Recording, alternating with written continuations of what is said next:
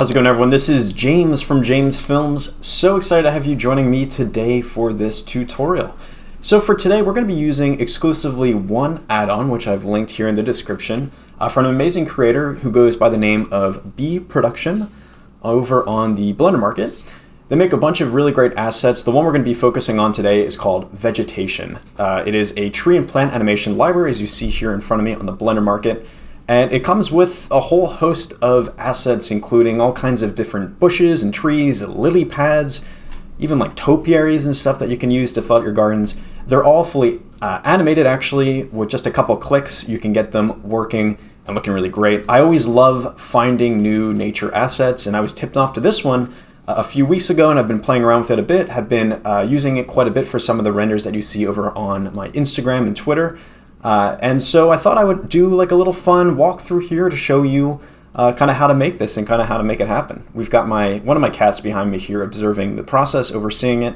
And so we're gonna have some fun today. So I've already brought in an HDRI, which I can link in the description. This one is a paid one, but there's a really great website, HDRI Haven, that has a whole bunch of free HDRIs that you can download and use for your scenes.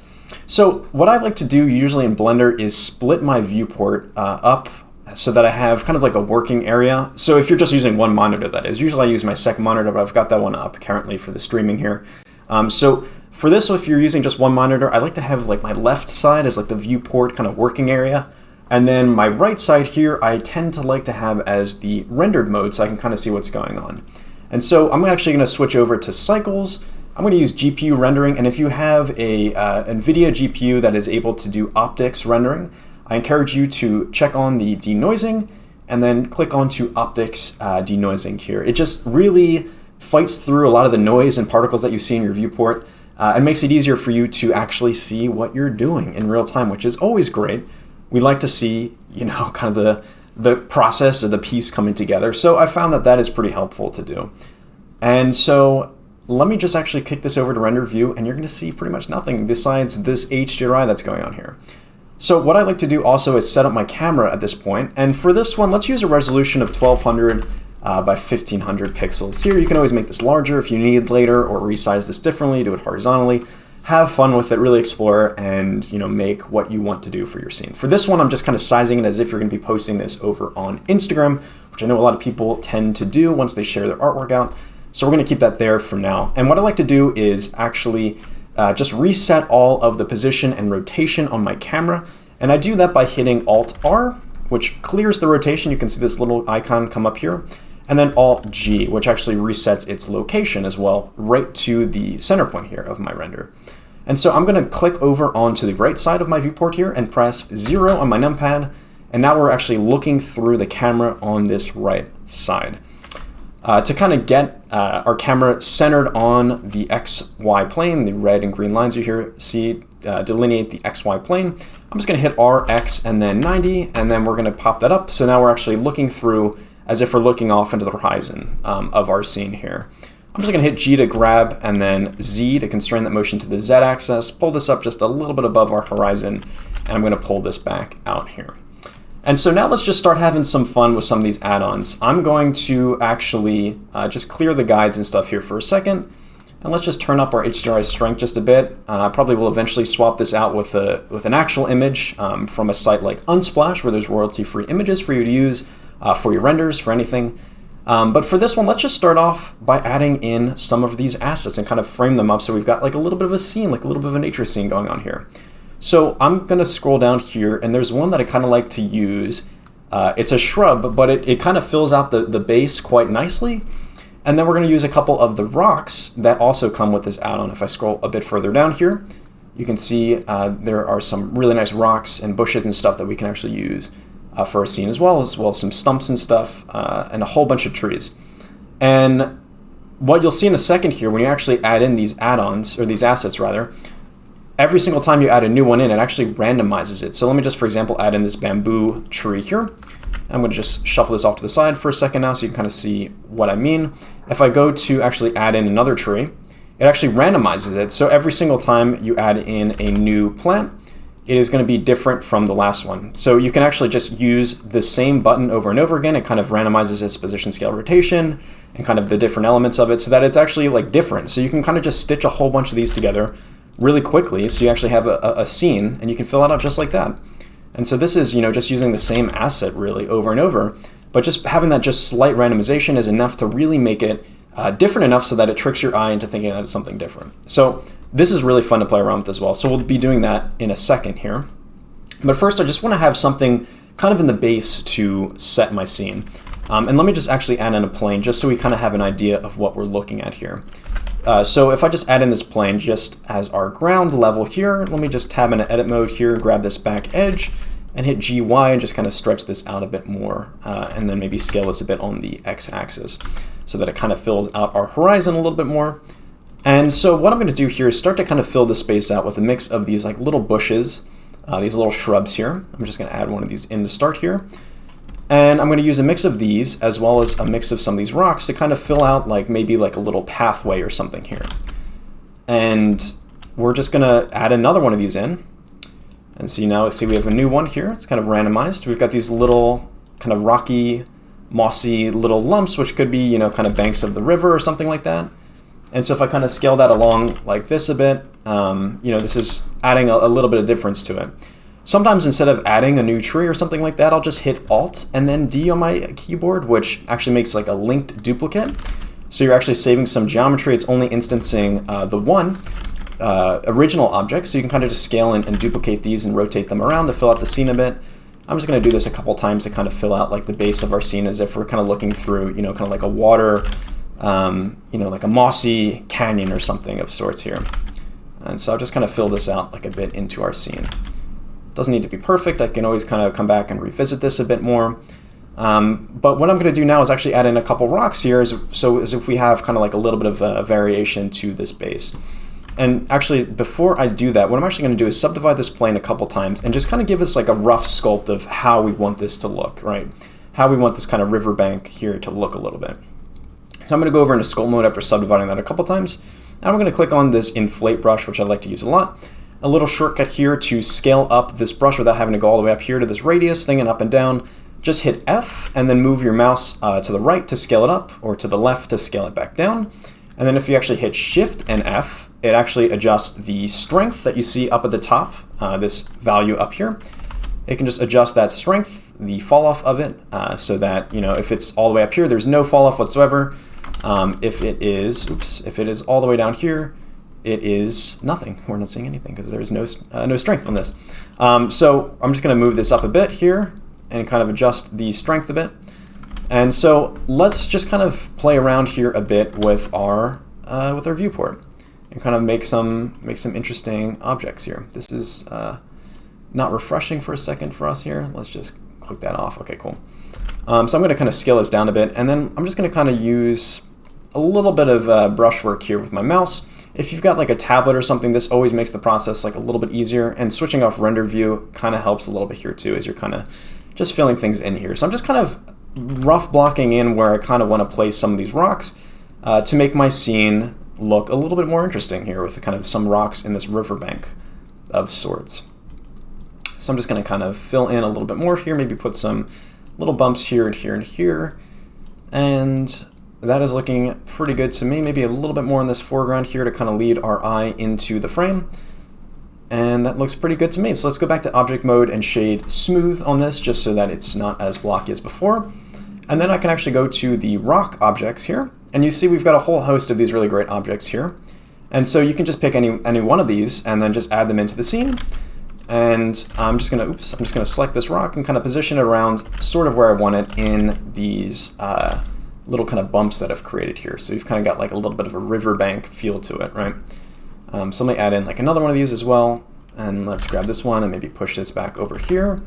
So we kind of have like a mix of these mossy things, and then in the kind of riverbank itself, we've got these kind of, you know, little rocks and things kind of filling out our scene a little bit. And it always helps to do kind of these rough blockouts, you know, where you're just kind of adding like a little bit of geometry to the scene like I did with that sculpting there, just to kind of give myself an idea of where I want to place these objects just for some kind of uniformity and breaking up the scene a little bit more, having some more intrigue and elements to it as well. I'm just going to duplicate this bush here as well and maybe fill out this area a little bit more with it. Maybe add another one over here on this left side of the frame. So we kind of have this as like a leading line element. And just have fun with this. So, I mean, I'm just going to be adding in a whole bunch of rocks here and just kind of playing around. I encourage you to, if you're using this add-on and following along with me here, to just pause the video and just have some fun kind of placing things around in the scene and seeing what you can do. Just take your time with this. I always feel like it's nice to not rush this process and kind of take it as if you're almost painting on a canvas, if you will.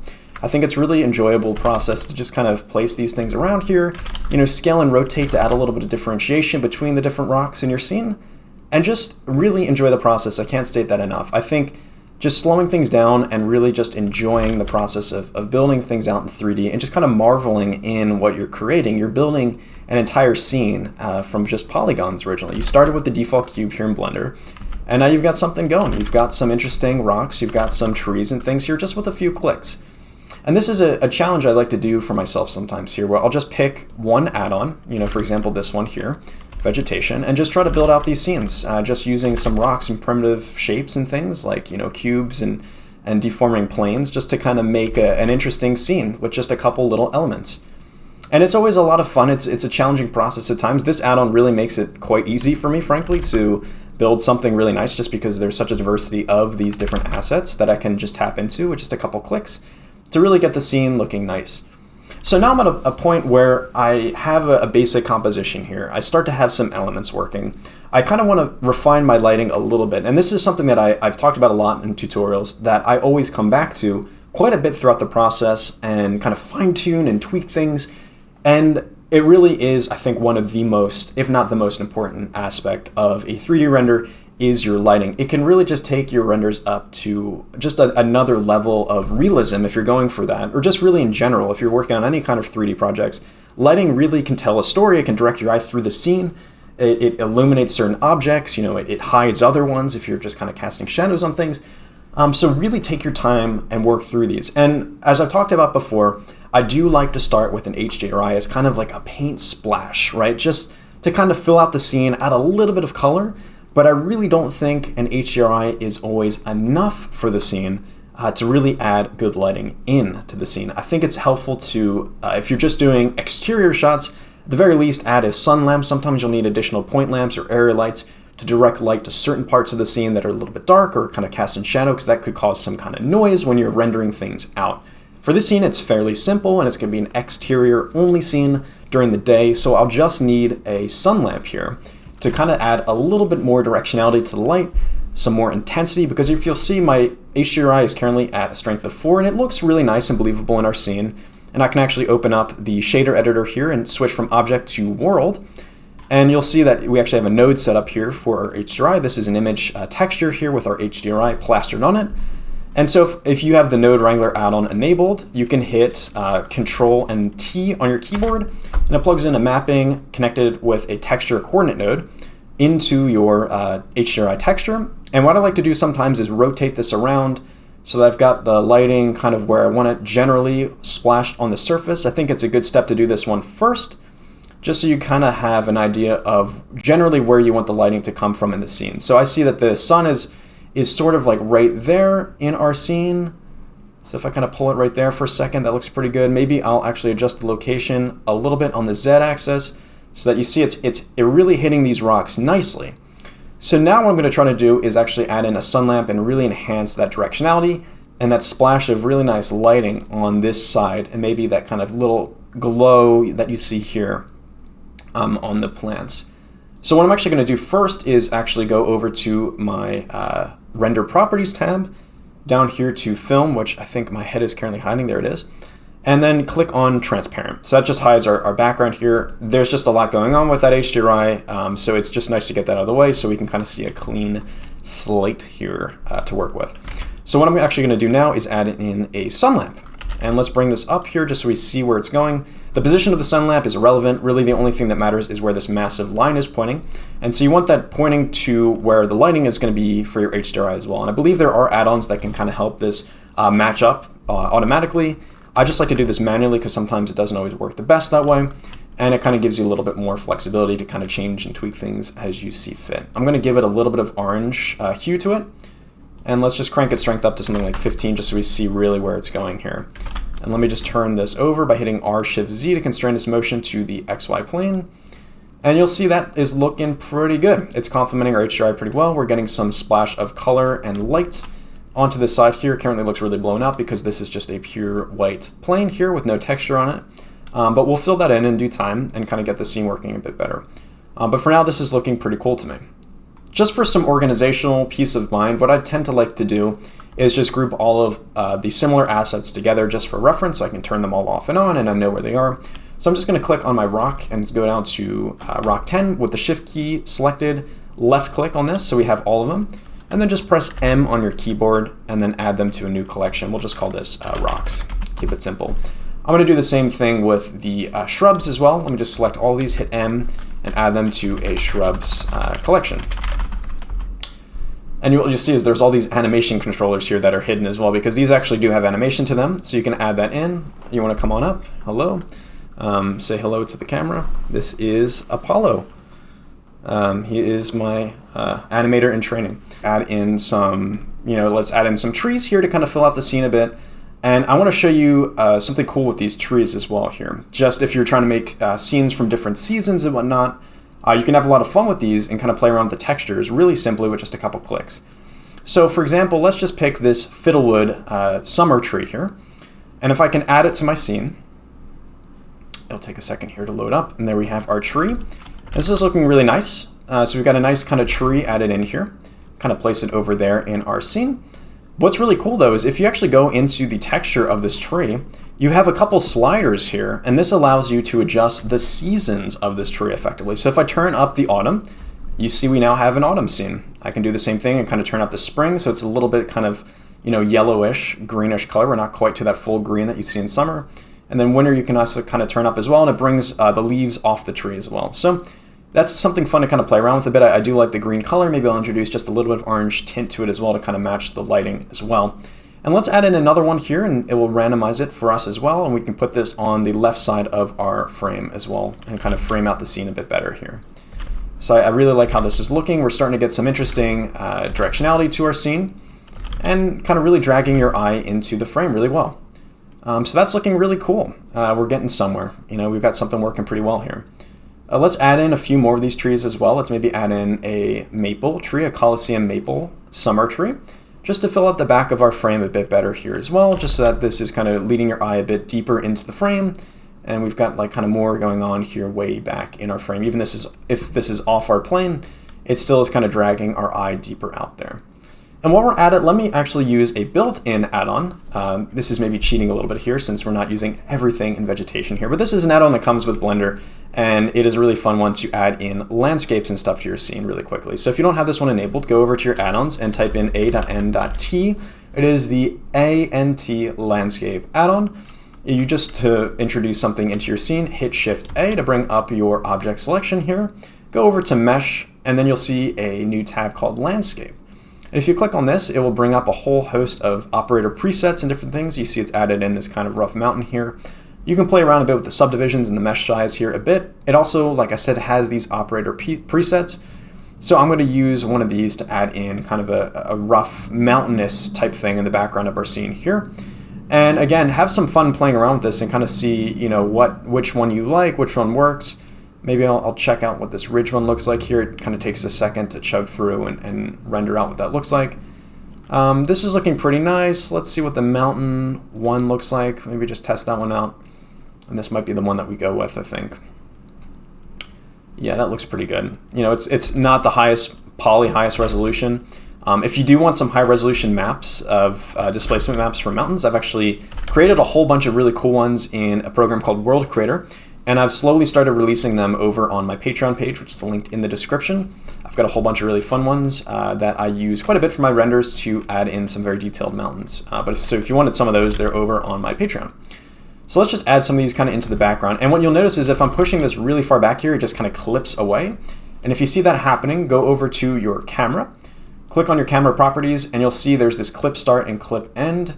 It's defaulted set to clip at 100 meters away from the camera, so that mountain must be exceeding that distance. And if that's the case, I just put it up to something crazy high, and we'll have no problems at all with our scene, unless you're really pushing something into the ether. So that is our little mountainous kind of scene there in the background. And what I like to do sometimes as well here is start to set up kind of the mist passes of our scene here. So there's a whole host of really cool view layers that you can actually take advantage of in compositing in your software of choice. I tend to do my compositing either in After Effects or Photoshop. You can do it right in Blender if you want, but there's a whole bunch of these different passes that you can enable. And the one I use probably the most is this mist pass. Now if I click that on for a second and go up to this arrow that you see next to our shading little object here, click on that drop down and you'll see this thing that says render pass. So currently we're looking at the combined view of our render in this render view. But if I click on this drop down and then just select mist in the data properties here, you'll see now something interesting. And so what this means here, if you're looking at this, is the black regions of this are the closer regions to the camera, and the further and further away you get and the closer you get to pure white is very, very far away from the camera. And so it sets this to kind of a default distance. And if you want to modify this, you actually have to go over to the World Properties tab, scroll down to a drop down where you see it says Mist Pass here, and you'll see it's starting default at 5 meters away from the camera where it's initially starting to fall off. And then it is fallen off at its max 25 meters away from the camera. So our scene is much bigger. As you just saw, we pushed that mountain beyond 100 meters of our camera. So we want to adjust this a bit. But in order to see what we're doing, you actually have to enable a couple overlays in your viewport here. And to do that, this is really hidden. I always kind of walk people through this process in Blender just because it's a little bit hidden. There's a couple of little things you need to click on. And the last thing that you need to click on is over here in the object data properties for your camera. In the viewport display, you'll see it says show. You can say show limits mist sensor name. Click mist, and now you'll see it's added in this bar to our scene with 2 dots at either end. This first dot right here is 5 meters away from the camera. This last one is 25 meters away from the camera. And how do I know those exact distances? Well, those are the distances that we just saw over here in our Mist Pass tab. So by modifying this distance, you can stretch that point out really far in our scene and just kind of see what it does to the Mist Pass over here in our rendered view. So if I extend this back out to just beyond our mountain, you can hit 7 on your numpad to see an overhead view. This is extended to just beyond our mountain right there. And the fall off is at 5 meters away. That's fine. Maybe I'd bring it just a hair closer to something like 3 meters away from our camera. This is going to work really well to give us some kind of fog and atmospheric fall off when we're actually compositing things together. So I always think that is nice to kind of set early on here as well before you jump a bit further along into your render. So we'll switch back over to composite view. And let's add in a few more trees and stuff to our scene and really start to fill things out and just show you the power of the vegetation add-on. There's quite a bit of different plants and foliage you can play around with. And we're getting some really nice haze kind of coming in here, the light rays coming in here from the left. I really like how that's filling out our scene. I want to add in some kind of maybe more stump detail here as well, as if there's some trees that might have been cut down or something. And there's a couple really cool ones that even have like a little bit of plant kind of foliage hanging off them as well that match kind of the aesthetic of our scene, this kind of summer-ish kind of aesthetic here. So I'll add in one of the stumps maybe here as if it's kind of protruding into the ground a bit. I can rotate this around just a little bit here. So we've got kind of this stump in our scene looking really nice, and that is looking pretty cool. So let's actually add in a texture to this bottom part right here. So we've kind of got like a rocky bottom surface, right? And so to do that, I'm actually going to open up this. And so there's a whole bunch of free textures that you can use in here as well, which are really awesome. I've used these quite a bit for my own renders, also for tutorials. And you can search different things up. You can even search by specific different categories here as well. And so for this one, I'm going to search for like a ground texture and just see what the options that we have are for them. We're going to be kind of looking for like a riverbed type thing, kind of maybe like a muddy-ish with maybe a little bit of moss or something to it. This one's kind of nice right here. This one maybe is a little bit better. Let me just open that up in a new tab so we have that in the background just in case we see something else. This one's decent as well. Let me open both of those up. We can always mix textures together. So this one's kind of nice because we have some tree branches, it looks like, or roots and stuff in it. And if I go back to my render, you see we have these trees here, which you would imagine would have roots extending down into our river that we're going to be making here. So we can actually use that and bring this into our scene. So I'm going to save this out and join you up in just a second here and show you how to import this texture in. Okay, so we're back here in Blender here, and what I've done is I've clicked on our plane here and added in just a default material. And so I'm going to rename this to our ground texture. And so what I can do here is just click on just the principal BSDF node that you see here, and then hit Control Shift and T. And this actually brings you up to a texture import window here. So what you can actually do is go to the texture that we just downloaded. So I've downloaded this rock texture. Select all of the textures that you want. So I want the ambient occlusion, I want the color pass, displacement would be helpful, roughness, as well as the normal. We'll just need this one normal. There's normal DX and looks like a normal glossy. We'll just go with the one here for now. And so what you can do actually, you see there's the option of adding a principal texture setup. So if I click on that now, it actually connects all of our nodes neatly into our render here. And so if I kind of make this a little bit larger so you see what exactly happened here, you'll see it's actually connected every single node into where its proper place is, and even added in a little handy mapping setup here. And everything is kind of put into these neat little organizational frames, which is always nice as well to have. So that's a really nice setup here for us already. And this is something that is really easy to do if you're downloading textures online, so you don't have to manually throw things in, connect them all up. Just with a couple clicks, you get this working out here. So I've added this ground texture in here, but you see it's a little bit large. If I kind of snap out of this, the roots or the branches and sticks are looking really massive relative to our scene. So this is something that I see a lot of beginner users mess up with in Blender, is texture scaling. Things are a little bit too large or too small, and you're seeing tiling. So what is important to do here is actually make sure you're scaling these properly. And to do that, usually what I'll first do is actually go into edit mode and then just unwrap this. For this one, let's just do a Smart UV project. And then I'm going to go open up this UV editor here in the bottom, and you'll see this is unwrapped on our scene. I'm just going to hit A to select all of this, and then hit S and 3 to scale this up 3 times, and just see what that did for us here. This is getting us a bit closer to what I want for this. Maybe let's scale this up just a hair more, so this is kind of making a little bit more logical sense for our scene. So that's looking pretty good. I think this is quite nice. We've got our riverbed here designed. It's maybe looking a little bit too glossy for me, so let me just turn down the specular just a little bit here. And so that is looking a bit nicer and more natural here. So that is quite nice, and you see our rocks really complement this surface quite well here. We've got some really nice kind of, leaves and rocks and things here. You can always scatter particles, but I think it looks quite nice with this texture here. So let's add a few more of these stumps in here just for some variety and kind of break up our terrain just a little bit more here. I'm just going to add this in here. And again, take your time, with these different elements in your scene. Have fun adding different things in, and really just playing around and seeing what works for you, and really building out your scene in interesting and fun ways. I encourage you to not follow this tutorial exactly one-to-one, and just really have fun with it and build it out as you would like. Just do whatever you want and really have a good time. I'm just trying to show you the variety of different assets and stuff that come with this as well too. There's quite a few different ones, and I always find new ones that I really enjoy for my scene and kind of play around with different things. It's just a fun process to see what works and what doesn't work for my scene, and just really quickly build things out and really get a nice scene with just a couple clicks. You already have a nice setup here.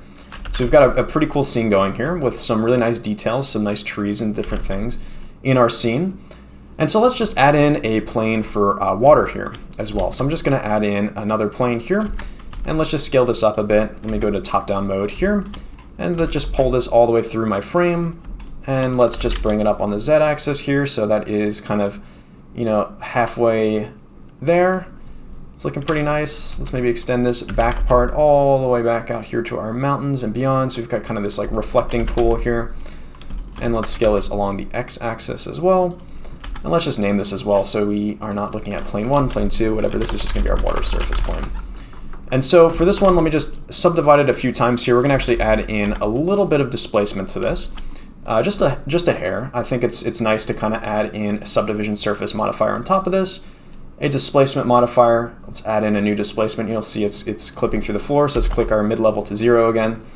And then I'll click on this Show Texture and tab, and instead of image or movie, I'm going to use clouds. I found that works pretty well. For water, you can either do that, or you can do Voronoi as well, and you'll see it's pretty low poly still. So let me just crank this levels viewport up a little bit more, and let's bring our strength down quite a bit. We don't need it as large as you see there. It's quite a large texture as well too, so we'll actually have to scale this down a bit here as well. So you can kind of play around with the scale size a bit. If you want, scaling this up, you'll see it's kind of making these larger ripples. If you really make this quite small like this, you'll see it's really small. Let's actually shade this smooth here. And it's maybe still a little bit too strong, so let's add in just a very subtle strength of like 0.05.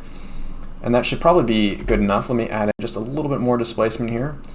And if your viewport's really chugging, that is totally fine. We can actually reduce the resolution of this texture a little bit more so it's not chugging as hard. So that's looking pretty nice. Let's just add in a new material to this here. And for now, I'm just going to turn off the subdivision just so my viewport's not cranking as much for this. Always be mindful of that as you work through here. And for this one, let's just add in a glass BSDF texture. Let's get rid of the principled one for now. And I'm just going to plug this into our viewport here. And so we've got this kind of glassy texture. What I'm noticing is that the HDRI is actually reflecting off the surface, and that is okay, but I'm going to actually be adding in a sky texture or different plane here that I want reflecting off this as well. And so this is kind of looking a little bit off, and so I'm actually going to uncheck its visibility for glossy just for now, so we kind of see what we're working with a little bit better here. So that's looking pretty good. Let's just add in a little bit of bump in the normal channel for this, so we've got kind of little water ripples almost to our scene. And to do that, I'm actually going to add in a bump node here, connect its normal to the normal here, and let's add in a noise texture. And we're just going to kind of play around with this noise. Let me just isolate it here in the viewport here. Let's scale this up. Let's see what that does. Really scale this up quite a bit here. So that is looking a little bit better. We can put the factor into the height, and then let's just see what that's doing here as well. That's looking really strong. So let's kind of pull that back a bit here. So it is not as crazy powerful. We just need an ever so slightly subtle bump here. And then let's crank the detail up as well on this. And that is looking pretty cool. So we got kind of some like little ripples here in our scene as well. Maybe it's a little bit too large still. Let's make that like 650 or something. So that's looking pretty nice. We've got some kind of water ripples here in our scene as well, adding some extra detail to our render. And so for now, let me just hide that from our viewport just so we can kind of see what the base of our render looks like as well.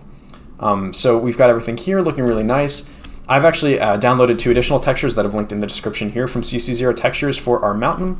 So I'm just going to go ahead and import those in now and add those to our mountain. Set up a principled setup for these, and you'll see it is looking a little bit too large for now, scaled on here. So if I just UV unwrap those both, let's just kind of snap out and see what they look like. It is looking a little bit massive. The rocks are not that large. So let's really scale this one up quite a bit. Something like that, and see how that looks through our viewport. That's looking pretty good, you know, a little bit maybe too detailed. So we can kind of maybe scale this up or kind of pull it in a little bit and see how that looks. It's not bad. So you can just search for like a blue sky image and see what comes up. There's a whole bunch of these really great ones, and you can download any number of these ones and use them as sky planes in your Blender file. And this isn't something that's available by default in Blender. You actually have to go over to Edit and Preferences, and then add-ons, and you're actually going to type in images, and you'll see this add-on import export images as planes. And what that enables you to do is once you found a texture that you like or an image that you like, you hit Shift A again as if you're going to be adding in some kind of mesh, and go down to where you see image. And then usually you just by default have the options reference and background, which are helpful as well to have in your own right when you're modeling things. But the one that you're going to want is images as planes. And so when you click on images as planes, I'm going to go over to where I've got a whole bunch of my skies downloaded here, and you'll see this Compositing Nodes Material Settings tab here. And what I think is the best one to use is hitting Emit. So that actually is casting some light as if it's an emission plane on your render. And so I'm going to just pick one of these really nice sky images here. Let's look for one maybe with like, I don't know, blue sky and some additional mountains in the background here as well. Let's see if we can find one that looks, you know, nice and kind of matches our scene. We'll kind of keep our scene in mind. And for some of these kind of very vertical renders and stuff like that, I tend to like to use ones that are, you know, vertical themselves, but sometimes you can use some of these and stretch them out properly. This is a kind of nice image here. This is in Moraine Lake, Canada, and it is free to use under the Unsplash license, which is always nice to see. And you can just download this for free. So I'm going to save this out. Thanks, Jeremy Alouche, for this image. And we're going to bring this into Blender. Okay, so I've imported this into Blender, and you'll see it's added it in as this little mesh called Blue Sky Mountains. And so by default, over in the Object Properties tab, you want to go down to Visibility. I'm probably hiding it right now, but let me scroll up so you see it. And you'll see that it is actually, the ray visibility is blocking shadows. So if I scale this up like crazy, you'll see it's actually blocking the light coming into our scene here. So if I kind of move this up, you'll see it's actually casting a shadow, which we don't want. You know, we want this light to actually just be coming in as if it's, you know, part of our scene. And so to block that out, you have to click on unclick shadow here in the ray visibility tab. And let's just drag this really far back in our scene behind the mountains, go back to our camera view, and then just scale this up so that it is filling the frame of our viewport here as well. And so I see that the light is coming here from the right, but our light in our scene is coming from the left. So let's just hit R-Shift-Z and flip it 180 degrees. So that's actually coming the right direction here.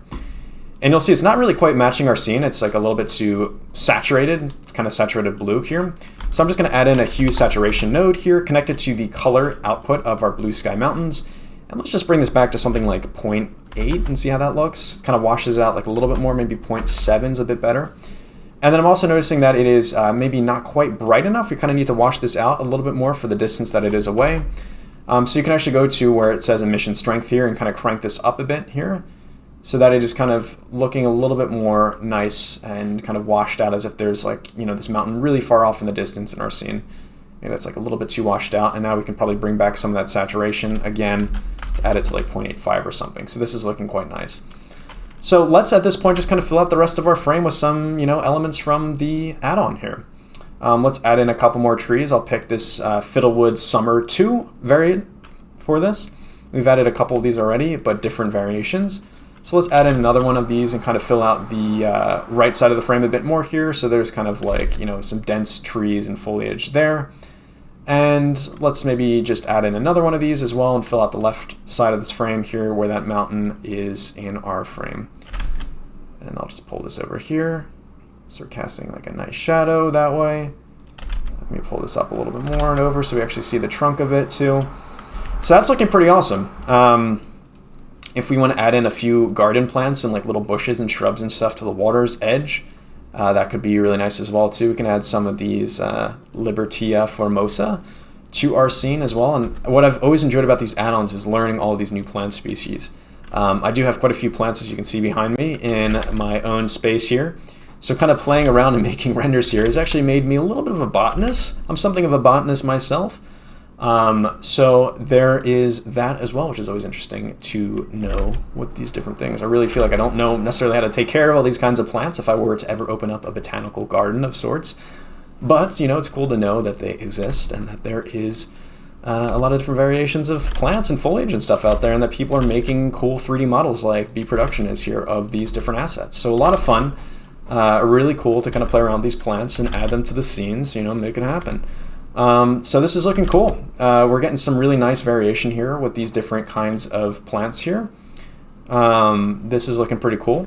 I'm just adding some of these kind of on the water's edge here as if we kind of have, you know, a little bit of them kind of framing out our scene. And I like how they're almost looking as if they're kind of blowing in the wind, so we can kind of use that to our advantage to almost look like, you know, this is, you know, directing your eye into the frame a little bit more. And let me just add back in that water plane as we kind of are finalizing things out here as well. So this is looking really nice, really beautiful scene. I think, you know, just with a few more additions, we'll have something that is quite nice. Maybe add in a couple ferns to our scene. Maybe make it look a little bit more, you know, tropical vibes maybe, I don't know. A little more foresty, wooded, kind of cool things. And what I always love about these plants is how they catch light too. They have a certain cool translucency to them.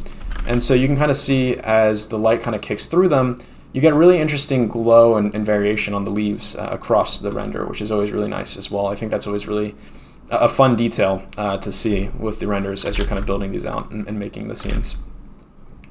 So just adding in, again, some more variation, some more plants to the water's edge here, just so we've got some kind of differentiation. It's always about, you know, breaking up things and making it look a little bit, you know, lived in. You know, I think one mistake people make with renders as well is, you know, when you actually add in objects, oftentimes they're too perfectly rounded, sharp edges.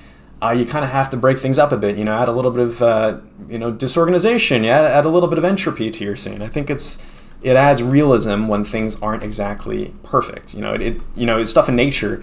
There is a lot of pattern to nature, if you will. But at the same time, you know, nature isn't always perfect. There's all kinds of imperfections, you know, chopped down trees that have fallen over, or, you know, various plants and things kind of growing in strange places, or, you know, different kinds of foliage and stuff like that really growing in interesting ways in the scene. And so just really take advantage of that and make, you know, interesting elements in your scene. I'm just kind of cranking up the brightness of our light here. And let's maybe decrease the bump of our water texture just a little bit here. Let me make the IOR 1.33, which is the index of refraction of water, or of glass here. And so I'm gonna bring the strength down just a lot. I really don't need as much bump to our surface. I kind of want it to almost be like perfectly reflecting here. And then what I can do is actually add in one of my favorite things that they have here, which are these really cool lily pads to our scene. So I can add these little lily pads in here and kind of scale them around so that they are, perfectly on the water's edge here of our scene. Let's just add in a couple of these different ones and kind of, scale them up or frame them around so that they're, filling out the scene really nicely. There's ones that have like little flowers and stuff on them, like little lilies actually growing out of them, in addition to ones that are just like the pads themselves, which always look quite nice in the scene.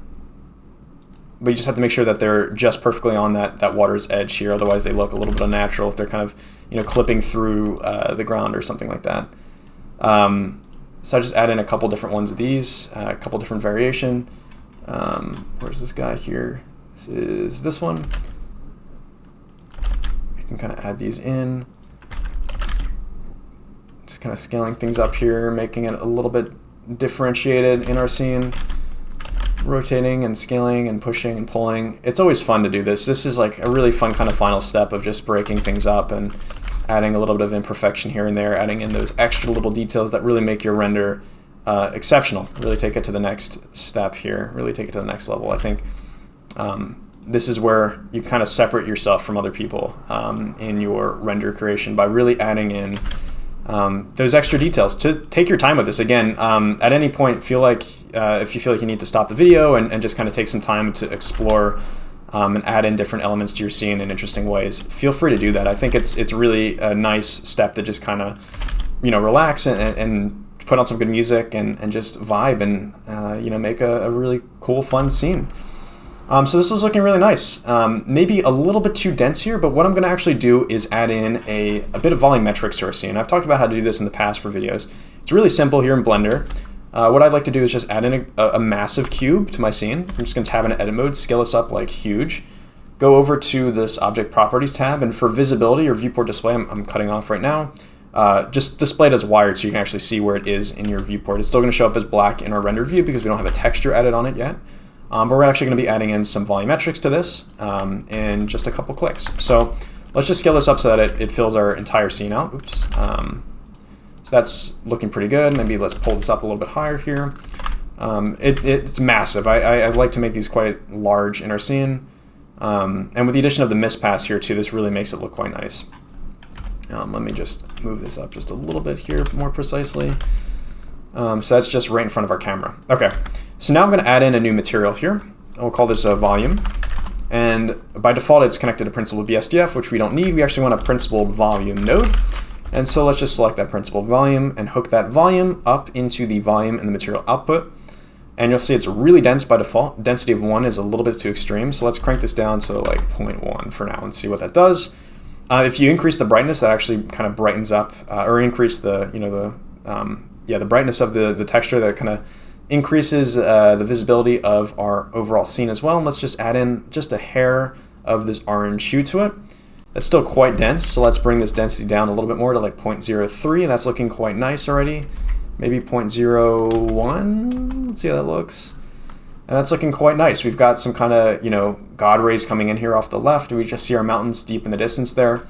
And what's really nice about having some trees here in between our viewport here and sorry for the scratching on the scratching post, and the scene is you kind of have some interesting light rays as they filter through the leaves here.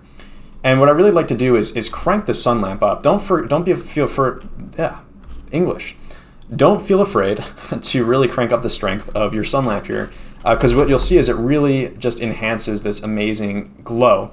And just a little note of caution here, when you do increase that up, it washes your scene out a little bit more. So sometimes you have to go back to the density here and bring this down just a hair more. So let's just bring this down to like 0.006. So we still see our scene. It's kind of like a little push and pull here. So you have to kind of be careful and experiment with that a little bit here as well.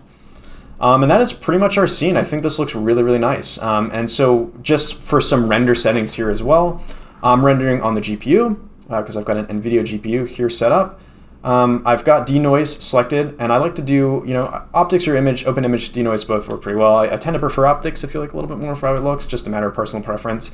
And we don't need as many samples since we're denoising a bit here, so I'll just make this like 800 samples for this render here. And then the denoising is going to kind of smooth everything else out and make it look really beautiful.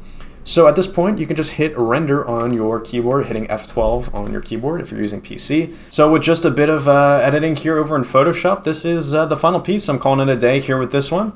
I hope you enjoyed that process of walking through with the vegetation add-on. Again, linked in the description how to find this one. Just a ton of really great resources and a lot more that you can actually do with it beyond just filling out your scene with this. You can also animate these as well if you're looking to make an animation. That is a really fun process as well. I've done that a couple times.